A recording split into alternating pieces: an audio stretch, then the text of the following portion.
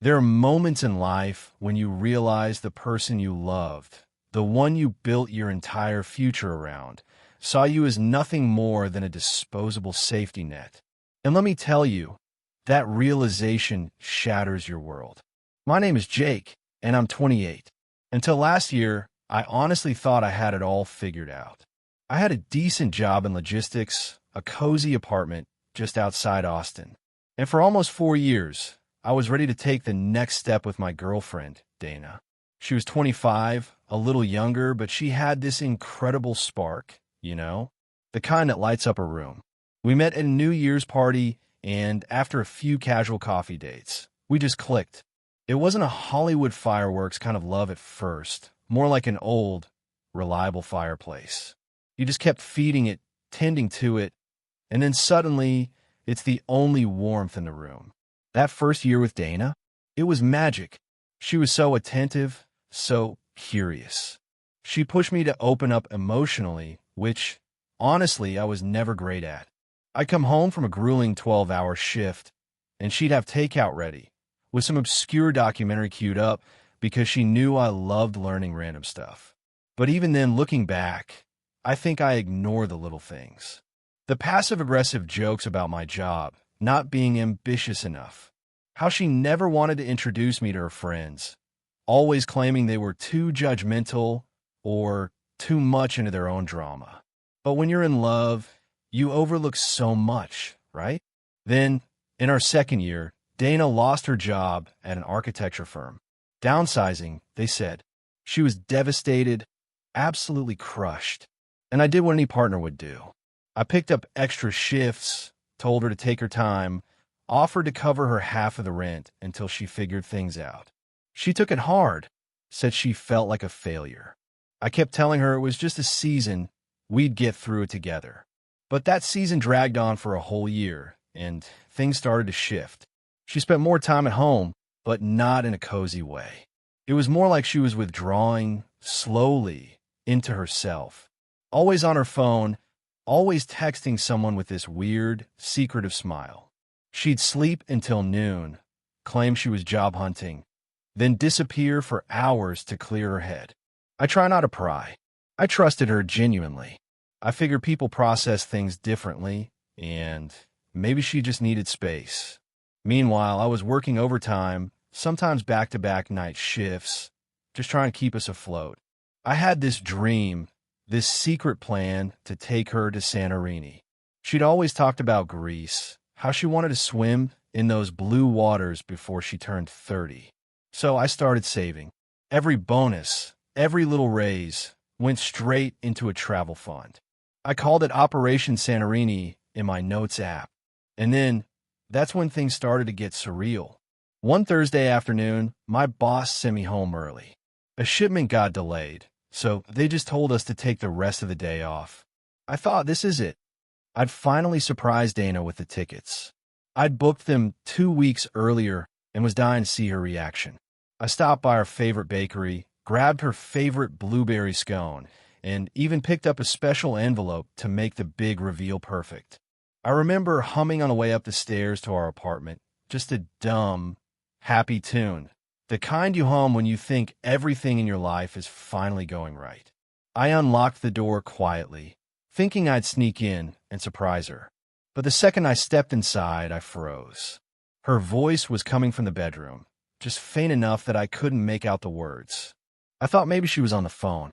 I walked toward the hallway, holding that envelope behind my back like an idiot. Then I heard it, her laugh, and then her words. He's just a safety net. Once I'm stable, I'm gone. I mean, come on. Logistics. He's sweet, but he's not going anywhere. The air left my lungs. It was like I'd been punched in the gut.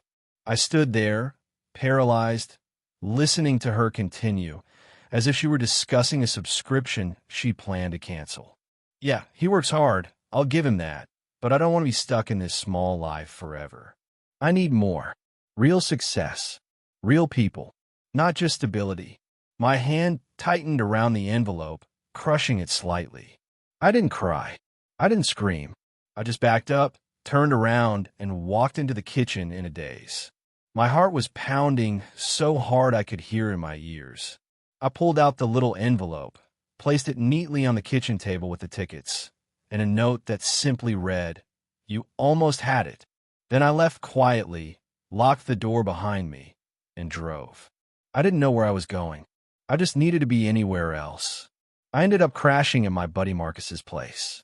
I told him just enough to explain the look on my face, and he offered me a spare room, no questions asked. I spent the night staring at the ceiling, her words looping in my head like a song I hated. He's just a safety net. Over the next few days, I shut down.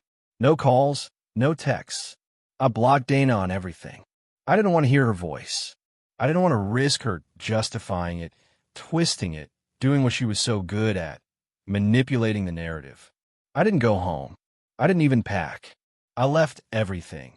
Our shared furniture, the apartment I'd spent 3 years building a life in. I figured she could have it. For a week, it was silent. Then came the voicemails. The first one was soft, fake, confused. "Hey, where are you? I just saw the envelope. I'm so confused. Can we talk?" Then came the panic. "Jake, this isn't funny. What's going on? Why would you leave like that?" Then came the tears. Night after night. "Please come home. I'm sorry. I was just venting to a friend. You know I didn't mean it like that." 7 weeks. Every night like clockwork. And the more she begged, the more I started to wonder. Was she sorry for what she said? Or just sorry I heard it? But here's where the plot thickens, where the real drama starts. I wish this story was just about heartbreak and moving on. But no, that would have been too easy. Because just when I thought I could put Dana in my rear view, her family decided to get involved.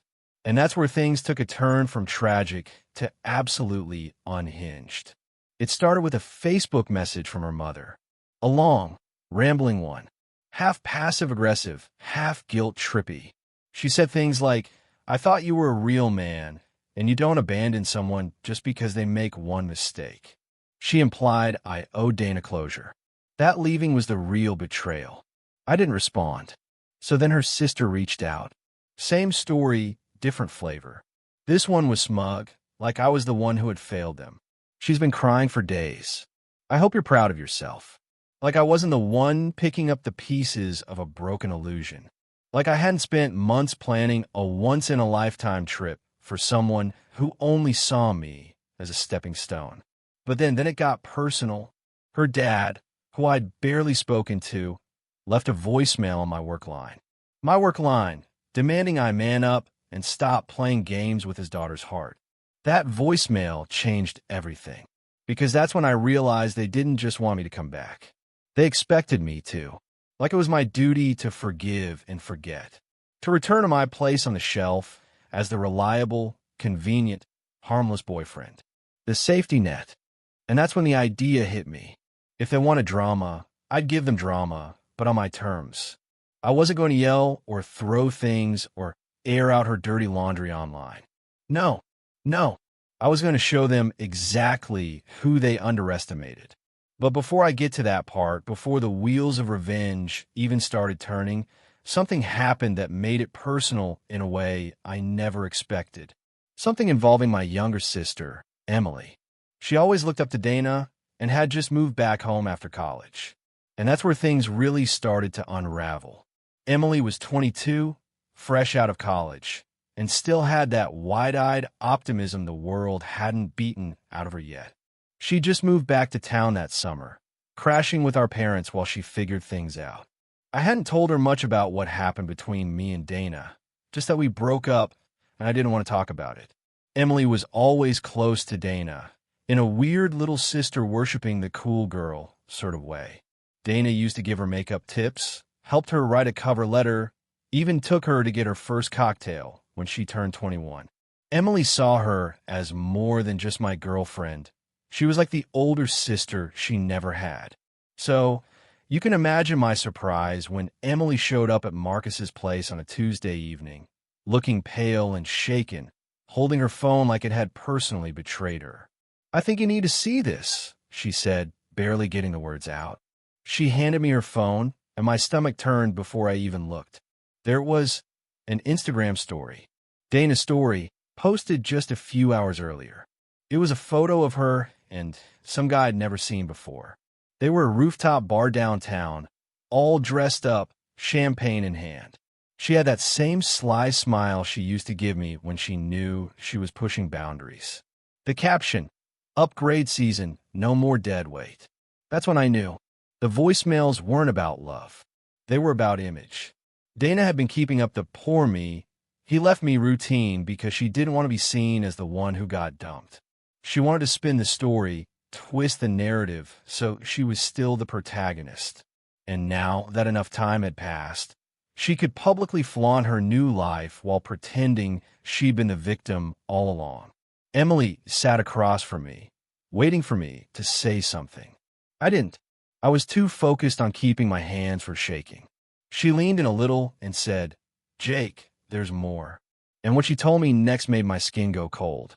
Apparently, Dana had reached out to her a week earlier under the guise of missing the family. She told Emily she was worried about me, said I'd been acting erratic, that I was shutting people out, and that she was concerned I might do something stupid. It wasn't just manipulation. It was a setup. She was planting the seeds to make me look unstable. So, if I ever told anyone the truth, if I ever aired what she said that day in the bedroom, she could spin it like I was delusional, that I misunderstood, that I'd heard what I wanted to hear. And that's when the anger settled in. The cold, calculated kind. The kind that sits quietly in your chest, not yelling, not crying, just waiting. Dana didn't want closure. She wanted control. And now she was trying to manipulate my sister, the one person in my family who'd still defended her. That wasn't just low. That was war. So, I started making plans. First, I pulled all the messages, voicemails, and screenshots I'd saved. Every "I'm sorry," every "please come back," every video message where she was sobbing about how she'd made a mistake. I cataloged them. I made backups. I even recorded myself telling the story from start to finish, dates, receipts, everything just in case. Not for revenge yet, for protection. Dana was the kind of person who could burn down your life with a single, well-placed rumor. Then I contacted our old landlord and arranged to end the lease early. The unit was already due for renewal in a few weeks, and with my name still on it, I had the power to walk away. I didn't want anything from that apartment. I just wanted my name off it before Dana started digging her claws in legally. She didn't take that well. The text came in fast, panicked, furious. "You're ruining my life. You can't just leave me homeless. You're being vindictive and immature." And that's when I knew her fallback plan was gone. She'd burned her bridge too early. She had a new guy, sure, but she thought I'd still be there in the background, that I'd still be her safety net in case things didn't work out. She underestimated me. Then the final straw landed like a boulder. Emily called me again, this time late at night. She sounded shaken. "Jake, Mom just called." Dana showed up at the house. "What?" I sat up in bed, immediately wide awake. "She said she was there to return something of yours," Emily said, "but she wasn't carrying anything. She talked to Mom for over an hour. About you." Apparently, Dana had told my mom that she was worried I was isolating myself, that I'd been acting paranoid and unstable. She played the concerned ex perfectly. She even cried. "I think she's trying to get ahead of something," Emily said. "Like, if you say anything, she wants people to already think you're unreliable." It was genius. Evil, but genius. Dana had realized I was slipping out of her control. So, now she was laying the groundwork to discredit me before I could expose her. And that's when something in me snapped. It was no longer about heartbreak. It was about justice. About truth. This wasn't just a messy breakup. This was calculated character assassination. And if she wanted to play that game, then fine. But I wasn't going to shout. I wasn't going to fight. I was going to outmaneuver her. So I started building my plan. Not petty revenge, not public drama, but something much more satisfying. And the first piece of the puzzle? A wedding. But not mine. Her sister's. And Dana had no idea what was coming. The wedding was set for early November, just under 3 months away. Dana's sister, Hannah, was marrying some tech guy from Dallas. the kind who wore loafers without socks and used the word synergy unironically. I met him once during the early days of my relationship with Dana. I remember him asking me if logistics was like a warehouse thing or more like Amazon drones. I didn't bother explaining. Hannah and I weren't close, but we were civil. She always struck me as more grounded than Dana, more practical. But there was this thin layer of superiority she carried around, the kind you only notice when you've been around it long enough. She'd roll her eyes at Dana behind her back, then hug her too long in front of others. Classic sibling competition, dressed up in Instagram smiles. Now, here's where things get interesting. About a year ago, before everything went downhill, Dana had volunteered me to help with some of the wedding logistics.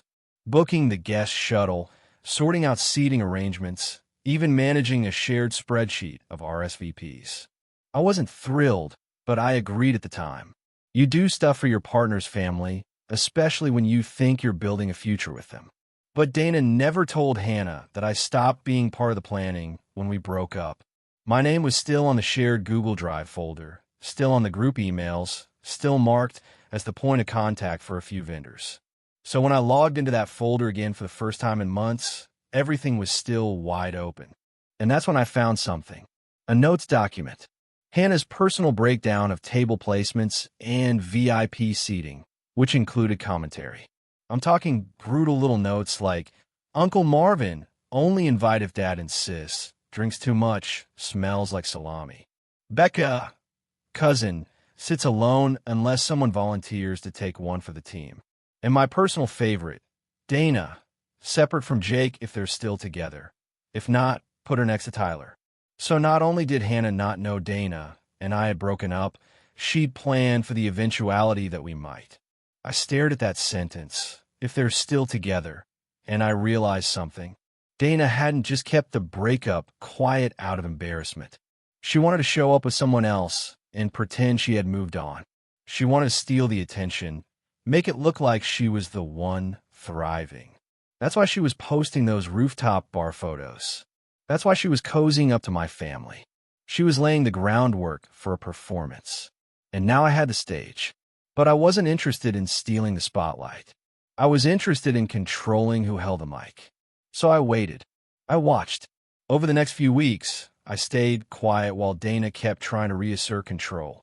Messages to Emily, cryptic posts about healing and new beginnings, and even a not-so-subtle subtweet about men who can't handle strong women.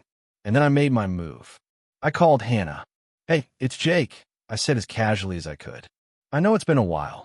Dana and I, well, we're not together anymore. Didn't want to cause any confusion for the wedding. There was a pause. Oh, she said.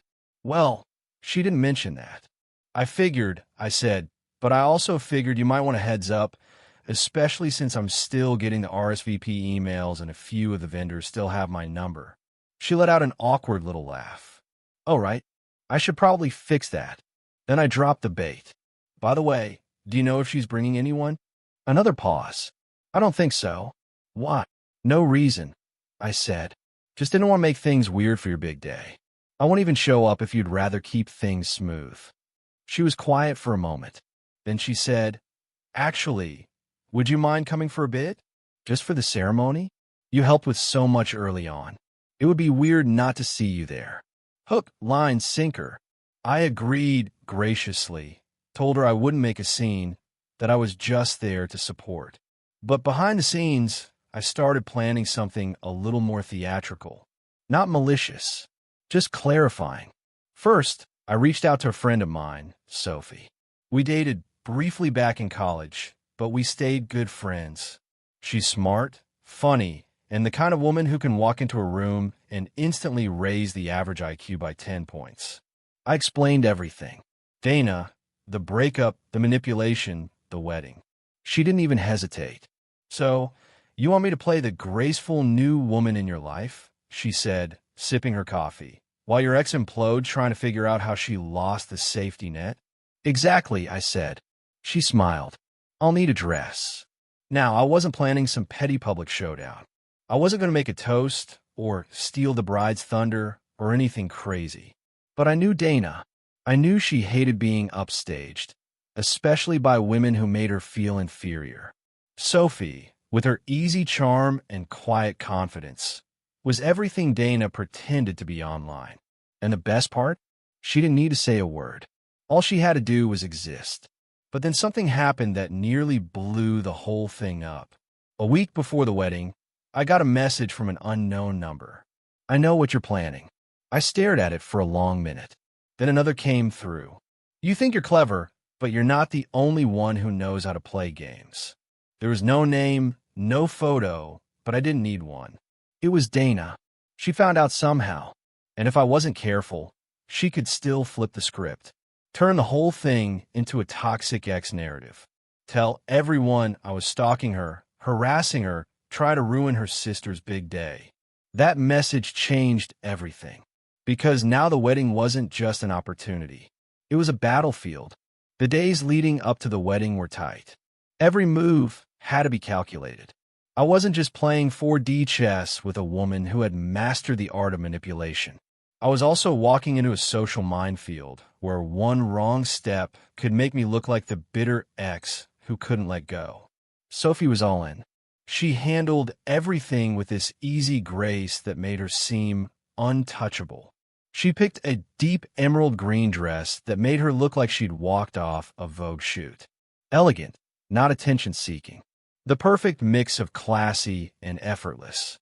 She even suggested we tone down the affection. "You don't want to look like you're trying too hard," she said. "Just let her spiral." I never loved to plan more. The wedding day arrived. Sunny, annoyingly perfect, the kind of day Instagram lives for.